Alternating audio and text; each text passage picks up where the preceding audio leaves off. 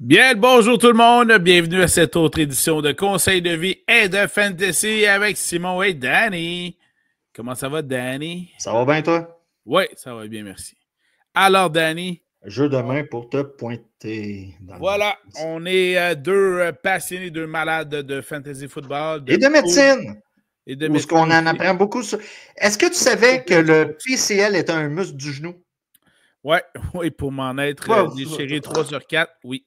C'est lequel, celui-là? Le ACL, c'est le anterior.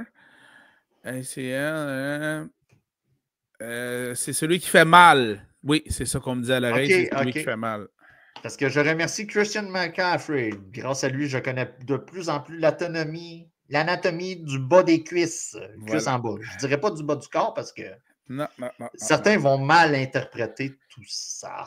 Tout à fait. Alors, on va vous suggérer des joueurs à surveiller pour la semaine 14.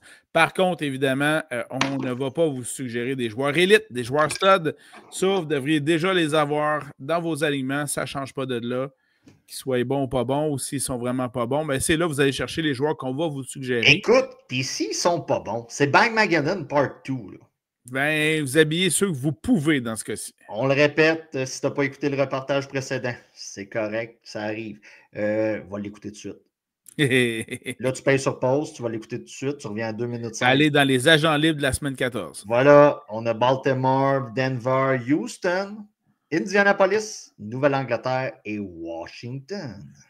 Ça enlève beaucoup de bons joueurs dans vos alignements. Oui. On va donc vous suggérer des joueurs à surveiller cette semaine. Et puis, ça peut être autant pour vos alignements que pour vos paris sportifs que l'on appelle des DFS. Voilà. Alors voilà pour les joueurs à surveiller semaine 14. Débutons par les corps arrière. Qui nous suggères-tu habiller, Danny, en cette semaine 14? OK, je commence fort, vu que je vais y aller fort en partant. Aidan O'Connell contre Tampa Bay. Tabarnouche! Ben, tu y vas quand même contre la deuxième pire défensive contre le jeu aérien qui est disponible cette semaine. Et voilà, j'attendais que tu justifies mon point. Ben, moi, j'y vais avec la première défensive qui est affrontée et par nul autre que l'ex de Gia Doody. Donc, Will Levis des Titans du Tennessee. Une petite résurgence depuis quelques semaines du côté de Will Levis. Il joue mieux. En termes fantasy, ses performances sont meilleures. Et là, dans ce cas-ci, il joue cette semaine contre la pire défensive, contre le jeu aérien. Le gars a peut-être tout simplement figuré comment ça marchait dans la NFL. Des fois, on ne laisse pas le temps aux jeunes vraiment. Là.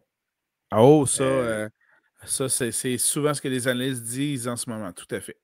Tom Brady l'a dit. Et voilà, Tom Brady. The GOAT l'a dit.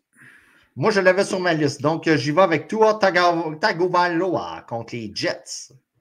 Parce que n'importe qui peut faire des points contre les Jets. Ouais, c'est pas mal ça. C'est pas mal ça. Sinon, on est pas mal témoin dernièrement. Là. Oui, exact. Évidemment, même si on affronte l'excellente défensive des Steelers de Pittsburgh, Jameis Winston est habillé, ça va de soi. Oui, écoute, ça va de soi. Grosse performance. Puis écoute, puisque tu en as nommé un, écoute, je vais y aller pour un match revenge. Kirk Cousins contre Minnesota. Ouh, ça, j'aime ça. Ça, j'aime ça. Minnesota est quand même la troisième pire défensive contre le jeu aérien qui est disponible cette semaine. Je ne l'avais pas sur ma liste, mais plus que tu m'as enlevé Will, bon, ben, je prends le Revenge Game. Ça, c'est toujours bon comme thème, ça. Écoutez, d'un point de vue on l'a vu lundi soir. Le Revenge Game de Jerry Jeudy à Denver. Oui. Ça a donné pas d'assez éclatant. C'est ça. Puis, viser le Revenge Game, bien souvent, on dirait qu'il y a de l'argent sur la table, puis on essaye de performer. Exactement. Donc, exactement. Voilà. Un match qui risque d'avoir des flamèches parce que c'est deux attaques qui peuvent produire avec aucune défensive de chaque bord. Allez-y pour Avec aucune. avec aucune défensive de chaque bord. Allez-y avec Cooper Rush des Cowboys de Dallas qui reçoivent en Monday Night, dans ce cas-ci, les Bengals de Cincinnati. Joe Burrow, l'attaque des Bengals sont en feu. Mais ils finissent toujours par perdre. Leur défensive est pourrie. Puis Cooper Rush, dans les dernières semaines, il a fait au-dessus de 350 verges lors d'un certain match. Il est capable d'en faire sans problème. Donc, Cooper Rush a surveillé pour lundi soir. Si on n'aurait pas signé Prescott du côté des Cowboys, je pense qu'on chialerait du point de vue monétaire en disant est-ce qu'on sauve l'argent qu'on donnerait à Prescott? Mais là, regarde, c'est fait, c'est fait. Donc, moi, de mon côté, c'était tout pour les QB. Un dernier corps arrière, Justin Herbert qui affronte les Chiefs de Kansas City. Herbert est sur une belle lancée. Puis, s'il lance à McConkey. Et parce voilà. que tous les autres joueurs l'échappent. Ça ne marche pas. Mais McConkey, lui, une belle moyenne. Un excellent joueur. Voilà. Et voilà. Porteur de ballon à surveiller pour la semaine 14 d'année. Tu nous proposes qui? Écoute, on va commencer. Tyron Tracy des Giants contre Nouvelle-Orléans. Le gars performe bien. D'un point de vue corps arrière, c'est pas Jojo en ce moment du côté des Giants. On a couru un peu après la situation. Certains vont dire au cours des dernières années. Je suis un peu d'accord avec vous. Donc, Tyron Tracy contre Nouvelle-Orléans. Alors, moi, j'y vais pour le handcuff du handcuff. Alors, Isaac Guerendo des 49ers de San Francisco, on affronte les Bears de Chicago, qui sont la 6e pire défensive contre le jeu au sol, qui sont disponibles cette semaine. C'est un peu pour ça pourquoi je ne l'avais pas nommé. Je te le laissais. Rico Dowdle contre Cincinnati. On devra... C'est lui présentement qui a pas mal les jeux au sol du côté des Cowboys. Et ça va tu vois, dans un match qui va être offensif, où il n'y a pas de défensive, comme tu dis. C'est un match-up qui va être visé par les Poolers. Du côté des Rams, on est la 4e pire défensive contre le jeu au sol cette semaine parce qu'il y en a 2 autres qui sont en bye week. Ouais. C'est les Bills. Du côté des Bills, surveillez bien au niveau de ceux qui sont des parieurs. Surveillez bien Ray Davis. Oui. Ray Davis est en émergence, puis il prend bien sa place. Ça commence à aller bien. Pour la semaine dernière, il y a peut-être le facteur neige là, qui a fait un petit peu beaucoup. Là. Un petit peu beaucoup, là, mais où est-ce qu'on l'a vu plus souvent? Modérez vos attentes, mais avec tous les joueurs qui ne seront pas disponibles, ça se peut que ce soit une option que vous n'aurez pas le choix de mettre sur le terrain, mais le match-up est favorable. Najee Harris, Warren ou Harris du côté de Pittsburgh? Ouais, tu y vas pour qui? Avoir à choisir, j'irais pour Harris, mais Harris est probablement pris, Warren est probablement sur vos waivers, tout dépendant comment votre ligue est allumée. Tu peux l'habiller contre Cleveland. Au poste de flex, ça peut faire l'affaire. Là. Ouais. Comme running back numéro 2, je serais déçu de Warren d'avoir à l'habiller. Exact. Comme flex, ça peut faire l'affaire. Tu parlais du duel entre Cincinnati et Dallas. Je vais de l'autre côté. Chase Brown. Donc, du côté de Cincinnati, contre les Cowboys, 2e pire défensive. Qui overperforme cette année-là. Soyons parle de Chase Brown. Oui. Et non pas de la défensive de Dallas, bien sûr.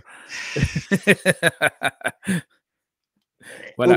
Aucunement. Voilà. Disons ça de même. C'est bien dit, bien dit. Alors, du côté des receveurs de passe, qui nous suggères-tu à surveiller pour la semaine 14 d'année? Ladd McConkey des Chargers contre Kansas City. Le gars semble être, c'est Danny qui parle, le prochain successeur de Keenan Allen du côté des Chargers. Ben, c'est pas mal ça, oui. C'est pas mal ça. Donc, il y avait des petites questions au début de l'année. On savait qu'il avait été drafté, mais on se disait, il y a Johnston dans les pattes. Mais là, Johnston, il a les mains pleines de kiwi en ce moment. Ça glisse. Ça glisse. C'est pas facile. Il est allé au party de PDD. Ouais, c'est ça. Il a juste touché à la poignée de porte pour rentrer, puis il était déjà beurré. Donc, McConkey contre Kansas City. Un des receveurs qui a le plus de touchés depuis la semaine 4, c'est Nick Westbrook-Ikhine avec les Titans du Tennessee. Oui. Donc, contre la pire défensive contre le jeu aérien en ce moment, puisque Baltimore est en bye week.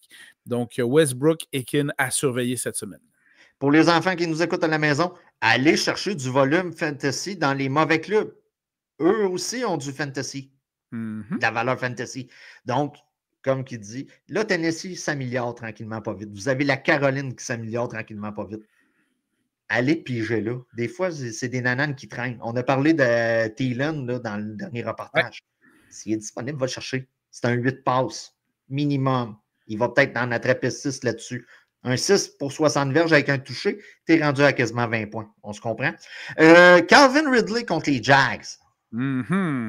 Les Jags, écoute. C'est une belle passoire. C'est une belle passoire. Puis, on va se dire, il n'y a rien qui va du côté des Jags. Là. Ton QB d'avenir revient de blessure, se fait ramasser. Solide. Solide à part ça. Écoute, c'était Lex Luger qui a eu, à son époque, même à WCW, qui avait le running forearm. Dans le fond, il a eu un accident et il avait une plaque de métal dans l'avant-bras et il finissait ses adversaires avec ça. Ça ressemblait à ça. C'était ça l'histoire. Okay. Il voulait l'interdire de faire la manœuvre.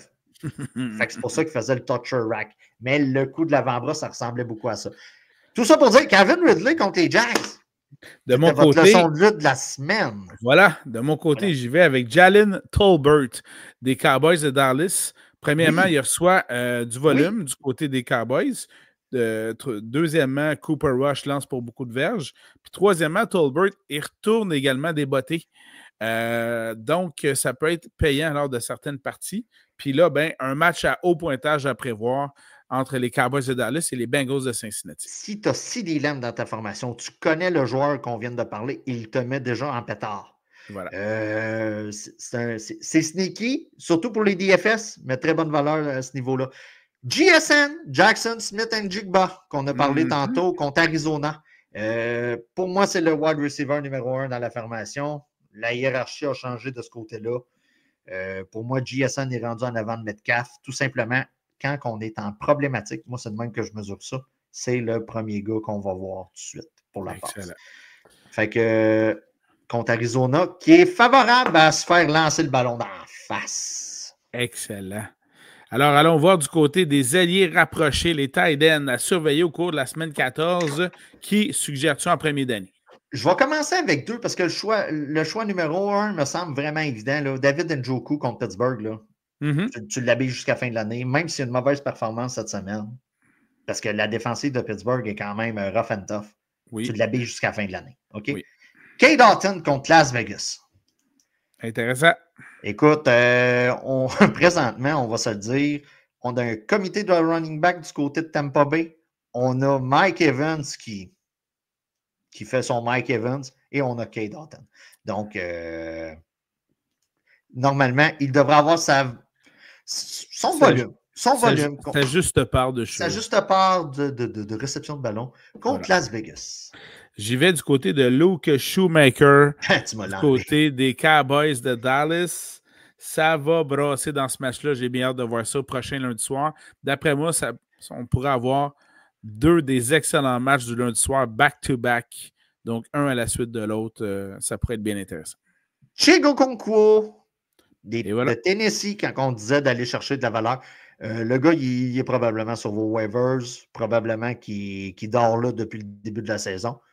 Le gars a du volume, malgré tout. Contre les Jags, on dirait des volumes, eux autres, c'est comme une librairie. Ils en vendent. Puis parlant de volume, on sait que la semaine dernière, Russell Wilson a été le meilleur passeur de la semaine, au-dessus de 400 verges de passe, je ne me trompe pas. Malgré que je pense que Jameis le dépassait à la fin. Là.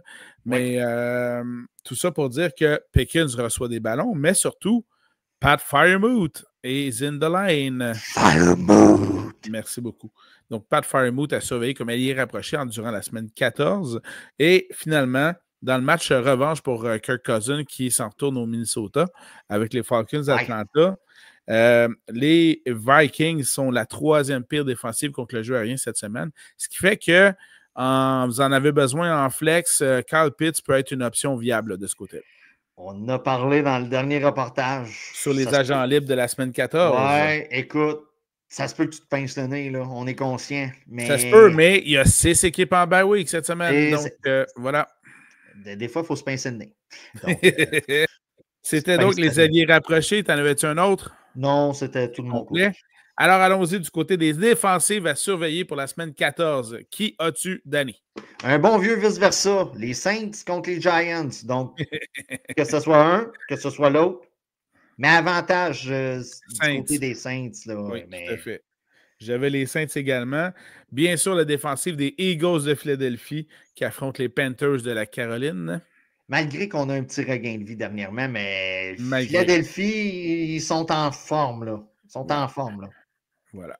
À moins que ça fasse peut-être comme l'an passé, là, parce qu'on tombait dans les semaines que ça avait commencé à faire patate un peu, là. Tout est possible. Mais Philadelphie est vraiment en forme cette année. Les Buccaneers, la défensive des Buccaneers contre Las Vegas. Écoute, Las Vegas, c'est un sac à surprise à chaque match. Puis, on va se dire, on doit choisir des clubs. C'est un match-up favorable à ce niveau-là. Et la défensive des Titans du Tennessee contre les pauvres Jaguars de Jacksonville. Et parce que là, on va sans doute on va sans doute revenir à Mac Jones. Donc, voilà. Du côté des... La défensive des Steelers contre Cleveland, on lance beaucoup d'interceptions du côté de Jameis Winston. C'est un bon point. Je vais aller l'habiller de ce pas. Beaucoup de pick six, beaucoup de passes interceptées. Puis on devrait l'atteindre. Watt devrait l'atteindre. Donc, la défensive des Steelers contre Cleveland, on devrait avoir une certaine part de points. Là. Merci du conseil. Je vais aller l'habiller dans mon pôle tout de suite. OK. Alors, du côté des batteurs à surveiller, je débute avec Tyler Bass des Bills de Buffalo contre les Rams à Los Angeles au SoFi Stadium. Pas de neige. Pas de neige. Conditions météo correctes, sans problème. Et surtout, les Bills veulent poursuivre leur ascension au sommet de la conférence. Puis les Rams se battent pour une place en série. Ça devrait donc être un très bon match. Écoute, même avec de la neige. C'est pas Justin Tucker. Non, j'étais surpris de la distance que les gars étaient capables de faire, même avec de la neige. Ils sont incroyables. Franchement, les gars ont vraiment de bonnes jambes. Tout à fait. Écoute, Chris Boswell de Pittsburgh contre Cleveland. C'est un match-up favorable, match intra-division, comme diraient certains. Donc, c'est un match-up qui devrait être joué serré. Puis, je m'attends quand même à passablement de points. Si on se fie un peu au match-up entre les Bengals et Pittsburgh, où là, on dirait que la défensive, on avait mis ça aux poubelles. Je m'attends quand même à beaucoup que les batteurs aient quand même un rôle à jouer dans ce match-là. Et c'est pour ça que Boswell, je l'habillerais contre Cleveland. Excellent. Dans le match de revanche de Kirk Cousins à Minnesota, j'habillerais donc Young Hoku des Falcons d'Atlanta à l'intérieur contre les Vikings. Parce que d'après moi, il va avoir un petit peu d'argent sur la table. Puis Young Hoku, il va vouloir en prendre là-dedans. Arrête tout de suite. Parker Romo de Minnesota contre Atlanta. J'étais là. Dis pas l'inverse, là, parce que là, ça ferait 2 que tu m'enlèverais. Là. Donc, c'est pour toutes les bonnes raisons que Simon a dit. Et dans le match du lundi soir, il y aura beaucoup de points. Evan McPherson des Bengals dans le AT&T Stadium de Dallas à l'intérieur. La seule condition météo qui pourrait jouer contre lui, c'est du soleil dans le visage, mais ça devrait aller. Oui, ça peut être un facteur. Ça peut être un facteur. Voilà. Tu ne vois pas les poteaux, ils sont jaunes. Exact. Tu ne le vois pas. Ils montent pas assez haut. A-t-on déjà vu un batteur avec des lunettes de soleil? Non, mais soit dit en passant, on a vu un joueur la semaine passée. Pas des lunettes de soleil, là, mais la visière. Oui, mais on a vu un joueur des Bills de Buffalo la semaine dernière porter des lunettes de ski, des goggles par-dessus son casque. Je pense que c'est à cause de la neige. C'est-tu Davis qui avait fait ça? Je pense que oui. Blake Group contre les Giants. Group, ouais, c'est ça. Côté Nouvelle-Orléans, c'est compliqué cette année, les toucher. Là. À part Camara, puis Hill, qui malheureusement, qui s'en allait être pour un des bons waivers, des gars qu'on a été chercher sur les waivers. Là, il est sorti avec le petit buggy. Ça, c'est jamais bon signe quand tu sors avec le buggy. Non, en effet. C'est jamais bon signe. Donc, Blake groupé contre les Giants. Alors, c'était les joueurs à surveiller pour la semaine 14 à toutes les positions. Oui. Dans ce cas-ci, on est rendu au conseil de vie de Danny. Ça sera simple cette semaine. C'est le début des parties de Noël de compagnie. Oh, yes! On vous rappelle d'un Don't fuck with the payroll. OK? On vous le rappelle. C'est bon. Écoute, la secrétaire te regarde toute l'année avec des petits yeux qui veulent dire « Viens ici mettre mes fesses sur la photocopieuse. » Je vous rappelle que dans un monde style les bureaux, les entreprises, tu as l'impression de cacher des affaires, mais tout le monde le sait le lendemain. Et ça, c'en est un. OK? Mm-hmm. Donc, cache bien ton jeu si tu viens qu'à le faire. Je ne suis pas conseiller matrimonial, mais choisis bien pourquoi tu as du danger. OK? Voilà. On vise les situations de danger, on analyse le pour et le contre. Et pour s'aider pour analyser le pour et le contre, on boit modérément de l'alcool. Parce que l'alcool fait que tu prends plus de risques. Et tu t'en rends pas compte. Excellent. Je vais raccompagner à son auto tranquillement, pas vite. Et je vais dire à tout le monde, je m'en vais juste l'amener à l'auto et je ne reviendrai pas pour les 2 prochaines heures. Tout le monde va avoir catché. Surtout que tu vas être rentré, la fly dissipée. Donc, on ne conduit pas son char sous. La secrétaire ou le secrétaire, tout dépendant, on est inclusif. On ne juge pas. Ben non, on ne juge pas. Le sexe dans le payroll, dans le gros. Voilà. Faites attention. C'est non. C'est non. Ben oui, tu peux le faire, mais. Mais non. Il y a un lendemain. Voilà. Il y a un lendemain. Et si c'est pas toi le boss, c'est compliqué. Puis si c'est toi le boss, c'est aussi compliqué. C'est aussi compliqué. Donc, voilà. Ben, merci, Danny, sur cet excellent conseil. En gros, profite du party de bureau. Invite-la pour un autre soir où il y aura peut-être un peu moins d'alcool. Et pas le reste du bureau. Et pas le reste du bureau qui te regarde aller parce que tu as dansé avec 3 slows. Voilà. Et voilà. Hey, merci, Danny. Il y a plein d'histoires qui te reviennent en tête, Simon. Hein? Alors, bonne semaine à tout le monde. Une bonne semaine 14. Profitez-en bien. Et puis. Comment ça, le clavier de la secrétaire est rendu gommant? Ça, c'est toutes des choses qu'il faut se poser comme question. Et voilà. Alors, merci à tout le monde. Bonne semaine de football. N'hésitez pas à nous écrire. Ça fait toujours plaisir de vous lire et de communiquer avec vous. Alors, portez-vous bien. Partagez-nous vos histoires de sexe au bureau. Alors, bonne semaine. On va devenir comme... c'est quoi le nom des 2 filles, là? Les 2 filles là, qui lisent des anecdotes de cul, là? Sexe oral. Sexe oral! Voilà. On va lire ça. Simon, lis la prochaine anecdote. J'étais au bureau, la secrétaire me regardait, ou le secrétaire, et je me suis découvert une passion pour l'homme. Et pour la fonction F6 sur le photocopieur.